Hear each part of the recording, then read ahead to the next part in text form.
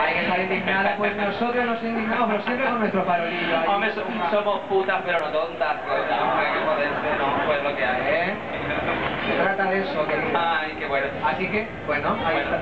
Ahí está. Os esperaremos, por cierto, el día 25 y el día 26 en la Avenida María Cristina, que es donde celebraremos el Día del Orgullo. Bueno, el día 26 habrá un desfile en la calle Sepúlveda, que saldrá a las 6 de la tarde aproximadamente desde Plaza Universidad y llegará hasta Montjuïc, Y allí en Montjuïc, pues entre los arbustos, pues te pueden encontrar de todo. Todo.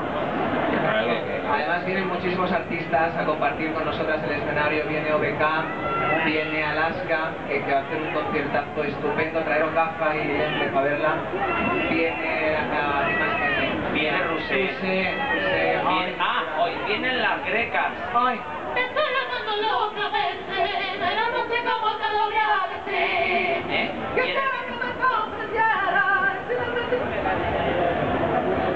Como miro para allá no sé cuándo empieza y cuándo acaba. Es verdad, es verdad. Viene, ¿qué más viene? Viene Chipper, el Chipper que es el negrito precioso de OT que canta maravillosamente ahí. También estará Chipper, que vendrá Vanity Flappy, vendrá Heidi, Marco, Pippi Langström, todas estarán allí. Vamos a hacer una ouija para que vengan todas. Sí. Vendrá Bola de Drag también.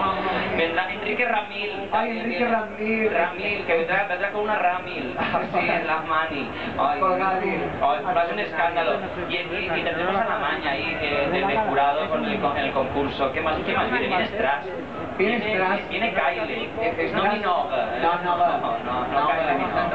Las otras. Pero viene mucha gente. Nosotros no vamos a ir ya porque hay más compañeros.